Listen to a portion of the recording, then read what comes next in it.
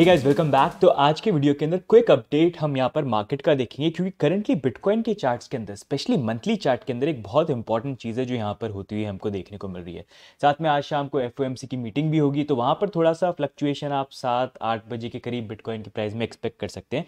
तो सबसे पहले यहाँ पर हम चलते हैं चार्ट के ऊपर, और जो मैं चार्ट आपको दिखाना चाहूँगा वो है यहाँ पर बिटकॉइन का मंथली चार्ट। इसका मतलब ये कि यहाँ पर एक जो कैंडल है वो एक मंथ के पूरे प्राइस मूवमेंट को यहाँ पर डिनोट करती है। एंड यहाँ पर एक बहुत इंपॉर्टेंट चीज़ हो रही है जो बिटकॉइन की हिस्ट्री में आज तक कभी नहीं हुई है। वैसे इस साइकिल के अंदर बहुत सारी चीज़ें ऐसी हुई है जो बिटकॉइन की हिस्ट्री में कभी हुई नहीं है, और उसमें से एक ये भी चीज़ है जो यहाँ पर हमको फर्स्ट टाइम देखने को मिल रही है। एंड करेंटली अगर आप देखेंगे बिटकॉइन की प्राइस के अंदर जो रीसेंट करेक्शन आया था, तब से बिटकॉइन की प्राइस $26,000 के अराउंड ट्रेड कर रही है। एंड ये जो एरिया है बहुत इंपॉर्टेंट है, स्पेशली इस मंथ की एंडिंग तक देखने के लिए कि यहाँ पर प्राइस होल्ड करती है कि नहीं करती है। क्यों? क्योंकि अगर आप देखेंगे मूविंग एवरेजेस बेसिकली एवरेज होता है प्रीवियस प्राइस मूवमेंट का, कि पिछली जो कैंडल्स है उसका एवरेज प्राइस क्या चल रहा है। जैसे गाड़ी का एवरेज होता है कि भाई गाड़ी कितना एवरेज देगी अगर आप चला रहे हो गाड़ी, तो वैसे ही यहाँ पर चार्ट्स के अंदर भी एक मूविंग एवरेज होता है जो सपोर्ट एंड रेजिस्टेंस के अकॉर्डिंग बहुत अच्छी तरीके से यहाँ पर काम करता है। अगर मूविंग एवरेज ऊपर है तो रेजिस्टेंस की तरह काम करेगा, नीचे है तो सपोर्ट की तरह काम करेगा। एंड वही जो चीज़ है आप करंटली यहाँ पर देख सकते हैं मंथली चार्ट के अंदर, जो बहुत बड़ा टाइम फ्रेम है, उसमें दो important moving average, 20 monthly moving average मतलब पिछली 20 कैंडल का एवरेज, और 50 मंथली मूविंग एवरेज पिछले 50 कैंडल का मूविंग एवरेज, वो दोनों के दोनों करंटली यहाँ पर इंटरसेक्ट करने की कोशिश कर रहे हैं। That is around $26,000। इसीलिए बिटकॉइन की प्राइस के लिए अगर प्राइस यहाँ पर नीचे चली जाती है और नीचे क्लोज हो जाती है, that's going to be not good. Because फिर अगर एक बार ये नीचे चली गई तो अभी तो सपोर्ट की तरह काम कर रही है, लेकिन नीचे चली गई तो यहाँ पर रेजिस्टेंस की तरह ये काम करना चालू कर देंगे। आप खुद देख सकते हैं हिस्ट्री के अंदर इतना क्लोज तो ये मूविंग एवरेज आज तक कभी भी नहीं आया। इनफैक्ट सपोर्ट ही दिया है 50 वीकली मूविंग एवरेज ने। अगर आप देखेंगे मोस्टली यहाँ पर देख सकते हैं आप, तो लास्ट टाइम यहाँ पर काफ़ी क्लोज आए थे, लेकिन उसके बाद बाउंस कर गए थे। यहाँ पर भी क्लोज आए थे but we bounce, but for the first time this is happening here. And 50 weekly moving monthly 50 monthly moving average की भी अगर हम बात करते हैं तो प्रीवियसली आप देख सकते हैं लास्ट टाइम हम इसके नीचे गए थे तो काफ़ी 5-6 महीने तक हम इसके नीचे गए थे और बहुत मुश्किल से इसको तोड़ पाए थे।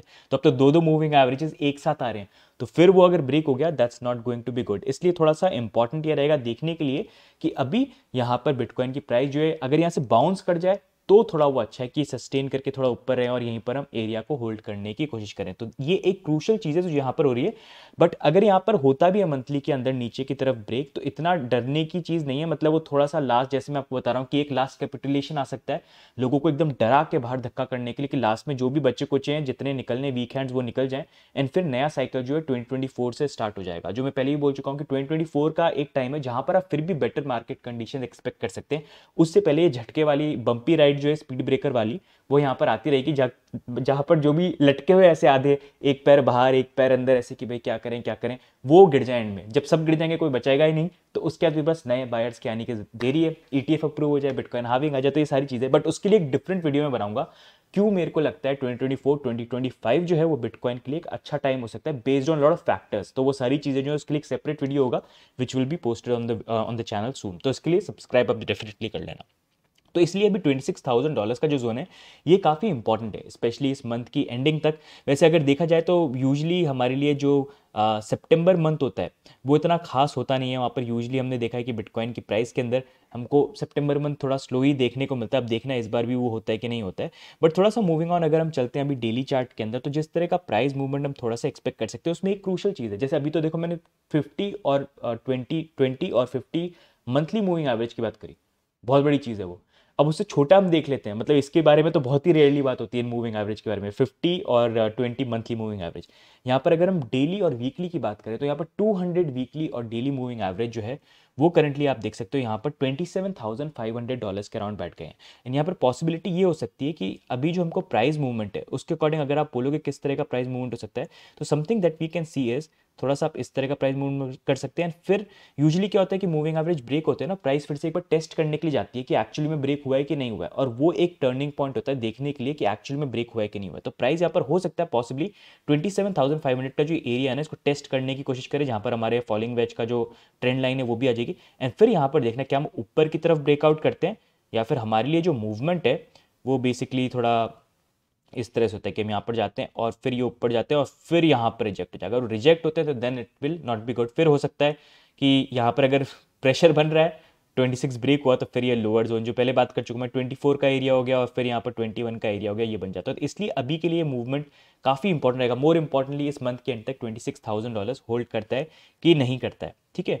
दूसरी इंपॉर्टेंट चीज़ यहाँ पर ये है कि अभी अगर हम देख रहे हैं ना $26,000, तो एक चीज़ जो मैं हमेशा फॉलो करता हूँ वो है फंडिंग रेट, कि मार्केट में लोग बुलिश हैं, लोग बेयरिश हैं, क्या चल रहा है, और इसके लिए एक अच्छा आइडिया मिल जाता है फंडिंग रेट से, कि लोगों ने कितने शॉर्ट्स ओपन कर रखे हैं, लॉन्ग ओपन कर रखे हैं। मोर ओवर मैं देख रहा हूँ कि 26,000 पे आने के बाद भी इतना ज़्यादा बेयरिश नहीं हुए हैं लोग, थोड़ा सा डर गए हैं। हाँ, थोड़ी फंडिंग रेट अगर आप देखोगे नेगेटिव है, लेकिन still it's on the positive side, कि थोड़ा सा मूवमेंट होता है तो people are like oh we में गो अप, एंड शायद थोड़ा सा यहाँ पर अगर जंप आ जाए प्राइस के अंदर तो फटाफट वो जो है और ज़्यादा पॉजिटिव हो जाएगी। तो that's not a good thing. Good thing is कि मार्केट में इतना फियर हो कि प्राइस इतनी गिर जाए कि नेगेटिव ही रहे, लोग शॉर्ट ओपन करके रखें, तो वो ऊपर जाए, ऊपर भी जा रही है तब भी शॉर्ट ओपन रहे, तो वो थोड़ा एक बेटर इंडिकेशन होता है, जो अभी के अकॉर्डिंग यहाँ पर सही नहीं मिल रहा है। तो 27,500 तक अगर जाते हैं और फंडिंग रेट पॉजिटिव हो जाती है तो रिजेक्शन के चांसेस हो सकते हैं, लेकिन अगर वहाँ तक नेगेटिव एकदम से किसी कारण से टर्न हो जाती है, लोगों को लगता है कि नहीं बेरिश हो जाएगा अब, तो वो थोड़ा सा बेटर रहेगा। तो फंडिंग रेट को भी अगर समझना इतने टाइम से, मतलब I think we are the only channel who has been covering this for a while, and इसको अंडरस्टैंड कर लिया ना बहुत सारी चीज़ आपको समझ में आ जाएगी। क्योंकि मार्केट का सेंटिमेंट, इस मार्केट में दो ही चीज़ें, एक तरफ पैसा बनाता है एक इंसान, तो दूसरी तरफ एक इंसान होता है जो पैसा लूज करता है। सब लोग पैसा नहीं कमा सकते, तो इसलिए ये देखने के लिए कि अगर एक, ज़्यादातर लोग ये सोच रहे हैं कि नीचे जाएगा तो उसका उल्टा होने के चांसेस बहुत ज़्यादा हो जाते हैं, लेकिन ज़्यादातर लोग सोच रहे हैं कि ऊपर जाएगा तो उसके नीचे जाने के चांसेस ज़्यादा हो जाते हैं। अगर इस चीज़ को समझना चालू कर दो, सेंटिमेंट को, तो बहुत चीज़ें जो हैं यहाँ पर ईजी हो जाएंगी। तो इसलिए मैं आपसे रेगुलरली जो है ये चीज़ कवर करता रहता हूँ।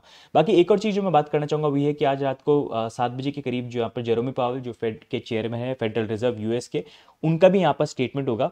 बेसिकली वो स्टेटमेंट जो यहाँ पर जैक्सन होल से देने वाले हैं, वायोमिंग से, और बेसिकली यहाँ से ये जब भी स्टेटमेंट्स देते हैं तो नई पॉलिसी के बारे में इंट्रोडक्शन करते हैं कि क्या वो पॉलिसी लेके आएंगे यूएस के अंदर फेडरल रिजर्व की तरफ से, तो उसके बारे में थोड़ा सा उसको पुश करने के लिए बात करते हैं। लेकिन यहाँ पर जो अनाउंसमेंट हो गया वो काफ़ी क्रूशल है स्टॉक मार्केट के लिए तो है ही, लेकिन साथ में देखना है थोड़ा बहुत इंपैक्ट यहाँ पर क्रिप्टो मार्केट के अंदर ही आता है। तो यहाँ पर थोड़ी वॉलिटिलिटी तो 7 बजे के आसपास हमको देखने को मिल सकती है, लेकिन ओवरऑल वी हैव टू सी कि यहाँ पर वो आके क्या बोलते हैं, वो इंटरेस्ट रेट के बारे में क्या बोलते हैं, इन्फ्लेशन के बारे में क्या बोलते हैं। क्योंकि करंटली अगर आप देखोगे यूएस की जो इंटरेस्ट रेट है, जो एक टाइम पे ऑलमोस्ट, अगर आप देखोगे ना यहाँ पर ये सॉरी इंटरेस्ट रेट जो है वो ऑलमोस्ट यहाँ पर, sorry not the interest rate, चलो इंटरेस्ट रेट के बारे में पहले बात करते हैं। ऑलमोस्ट यहाँ पर जो है ऑलमोस्ट 5% के अराउंड आ गई, जो अगर आप देखोगे 2008 का जो क्राइसिस था उसके टाइम पे, उस पे पहले यहाँ पर इस एरिया पे थे, तो उसी लेवल पे हम आ गए। इनफैक्ट कोविड के टाइम पे भी हमारा इतना इंटरेस्ट रेट नहीं था। एंड यहाँ पर अगर हम इन्फ्लेशन की बात करते हैं, जो इनका टारगेट है कि 2% का टारगेट रखना चाहते थे, इसलिए इंटरेस्ट रेट को बढ़ा रहे थे। अब वो 3.2% पे आ गया है, जो लास्ट के कंपेरिजन में थोड़ा ऊपर गया था, लेकिन it is close to their target 2%। तो हो सकता है शायद और एग्रेसिवली इंक्रीज करें, नहीं करें, that is something which will have to wait and सी।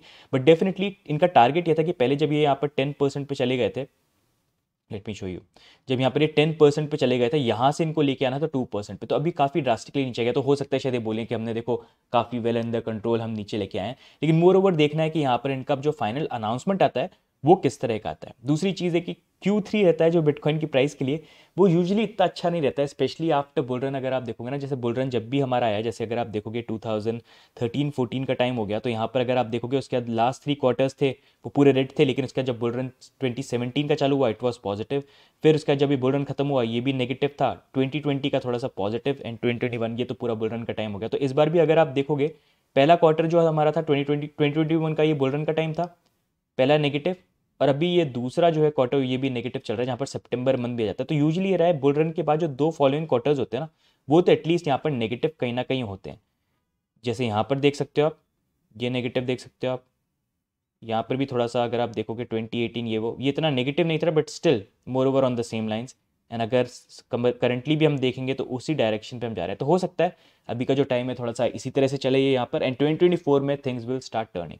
तो अभी के लिए गाइज ओवरऑल बिटकॉइन को लेके यही यहाँ पर अपडेट है। बाकी आपके क्या व्यू पॉइंट्स है मार्केट को लेके, do let us know. And what do you think, क्या आपको लगता है कि ये अभी जो टाइम आ गया सितंबर, अक्टूबर, नवंबर, दिसंबर, ये 4 महीने जो हैं, इस 4 महीने के अंदर आपको लगता है कि हम और पेन पॉइंट हमको देखने को मिल सकता है, या यू थिंक कि एक बुल रैली हमको दिसंबर तक थोड़ा सा पॉजिटिव देखने को मिल सकती है, या फिर यू थिंक कि ऐसी बम्पी राइड रहेगी, 2024 में चीज़ें हमारे लिए चेंज हो सकती हैं? Do let me know in the comment. And if you like these regular updates से कुछ सीखने को मिल रहा है तो do like, do subscribe, and बाकी हम मिलेंगे नेक्स्ट अपडेट के अंदर। तब तक के लिए bye and take care, see you guys, bye bye.